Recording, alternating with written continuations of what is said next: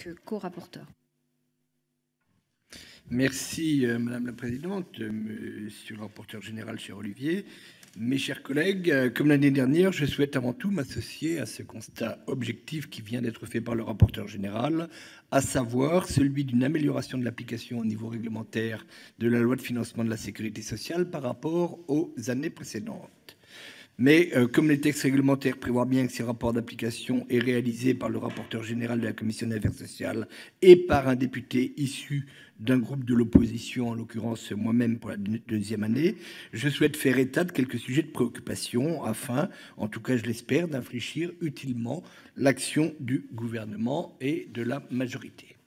J'entends le faire sans aucun esprit polémique, mais au contraire, pour que nous puissions envisager tous ensemble de corriger ce qui, le cas échéant, ne fonctionnerait pas. Je voudrais tout d'abord, en complément des éléments factuels figurant dans le projet de rapport, insister sur l'augmentation de la contribution sociale généralisée, en particulier pour nos concitoyens retraités. Comme nous le savons tous, c'est principalement sur eux que pèse la hausse de 1,7 points mise en œuvre par l'article 8 de la LFSS 2018, car ils ne sont pas assujettis aux cotisations maladie et chômage supprimées par le même article. Pour eux, l'augmentation de la CSG représente une perte sèche sur les indemnités de retraite dont ils bénéficient et sa supposée compensation par une baisse de la taxe d'habitation reste à ce jour sujette à caution.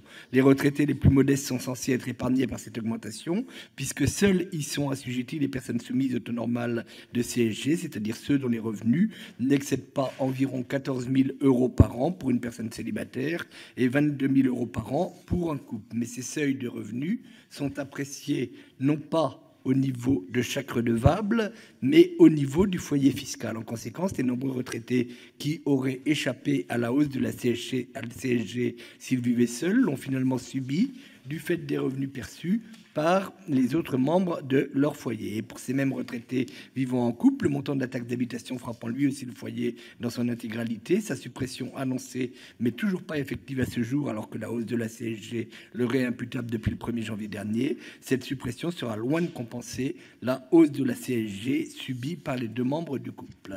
Il s'agit là d'une bizarrerie fiscale dans la mesure où la CSG, contrairement à l'impôt sur le revenu, un impôt individuel et non pas familiarisé. Je note cependant que le Premier ministre a annoncé que pour 100 000 retraités, le PLFSS 2019 comportera des mesures correctrices.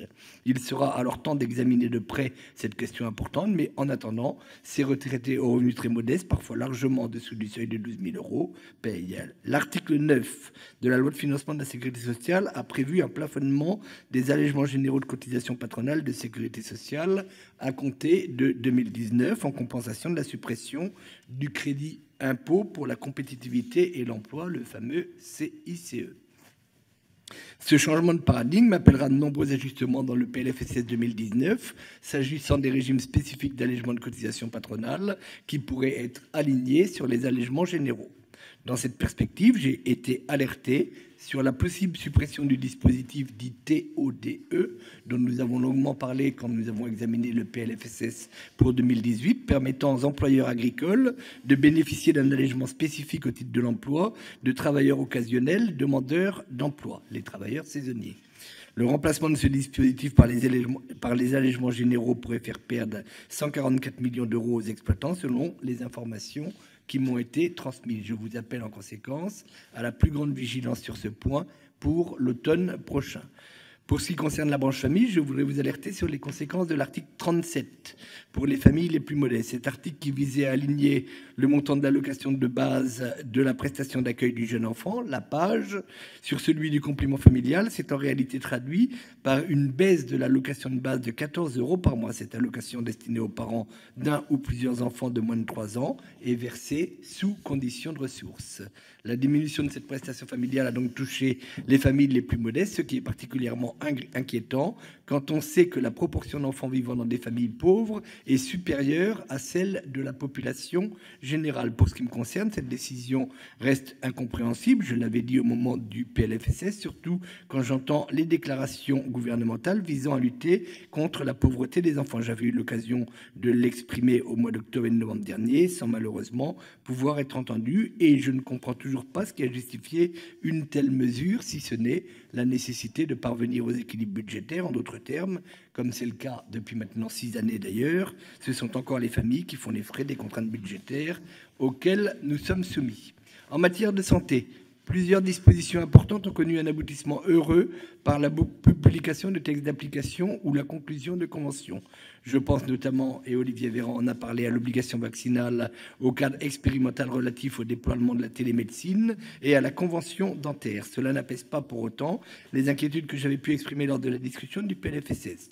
Suite aux arbitrages budgétaires de cette loi de financement de la sécurité sociale, les tarifs des établissements de santé pratiquant la médecine, la chirurgie et l'obstétrique ont diminué de respectivement 1,2% pour les hôpitaux, de 0,9% pour les cliniques privées et de 1,7% pour les établissements privés non lucratifs. Ça me semble loin de la promesse du président de la République de ne faire aucune économie sur l'hôpital sous ce quinquennat. Promesse d'ailleurs qui était de mon point de vue justifiée tant la situation des hôpitaux est grave dans notre pays et notamment celle des hôpitaux publics. Grave au niveau financier, c'est une évidence, mais aussi grave au niveau de ces personnels, notamment médicaux, qui se voient imposer des heures de travail incalculables et qui, dans de nombreux hôpitaux, se trouvent dans une situation de rupture totale avec les congés de maladie avec des congés de maladie qui s'en suivent, les burn-out et la fuite de talents vers d'autres filières plus lucratives. Nous n'insisterons jamais assez sur ce point et j'ai bien compris que nous sommes ici sur un rapport d'application purement quantitatif.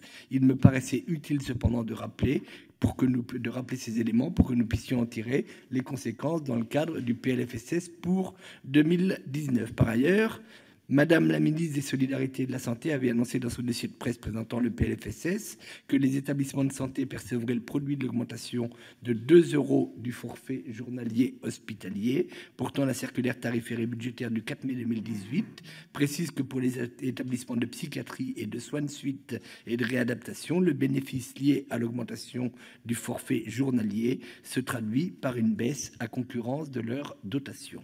Cela me semble assez paradoxal. Pour ce qui concerne l'article 51 qui prévoyait explicitement que son décret d'application devait préciser les modalités d'information de patients en cas d'expérimentation, ce qui a été parfaitement respecté dans le décret. Je me souviens qu'avec beaucoup de difficultés, j'avais particulièrement insisté par voie d'amendement à l'article 35 du PLFSS sur le risque de conflit d'intérêts pouvant être induit par ces expérimentations et que, monsieur le rapporteur, sans pour autant accéder à ma demande, vous vous étiez engagé lors des débats en séance à ce que les expérimentations qui auront lieu dans le cadre de cet article, comme tous les autres, je vous cite, soient soumises au droit commun en matière de lutte contre les conflits d'intérêts. Et vous aviez ajouté, si besoin, au cas par cas, des dispositions relatives à ces conflits d'intérêts seront inscrites dans le cahier des charges. J'ai relevé que vos déclarations avaient été parfaitement respectées dans le décret du 21 février 2018 et je ne regrette en conséquence pas d'avoir insisté sur ce point. Je continue d'ailleurs de penser que ces dispositions sur les conflits d'intérêts ne devraient plus demain être limitées aux seules expérimentations. Pour ce qui concerne la télémédecine, l'avenant numéro 6 de la convention médicale a été signé au mois de juin 2018 entre la Caisse nationale d'assurance maladie et les syndicats de médecins libéraux. Il prévoit le déploiement de la télémédecine en France dès le 15 septembre et permet la mise en place de la télémédecine via 2 types d'actes différents. Le rapporteur général en a parlé aussi, la téléconsultation et la téléexpertise. Tous les médecins, quelle que soit leur spécialité, pourront recourir à des actes de téléconsultation dès le 15 septembre 2018. La tarification variera de 25 à 30 € selon les cas, avec une prise en charge répartie entre l'assurance maladie et la complémentaire, selon une répartition 70%, 30%. Les actes de téléexpertise, eux, pourront faire l'objet d'une prise en charge à partir seulement de février 2019. Si pour la téléconsultation, le déploiement ne devrait pas poser de difficultés au niveau tarifaire, cela risque cependant d'être plus compliqué pour la téléexpertise compte tenu de tarifs nettement insuffisants de mon point de vue, mais les années 2019 et 2020 pourront nous éclairer sur ce point.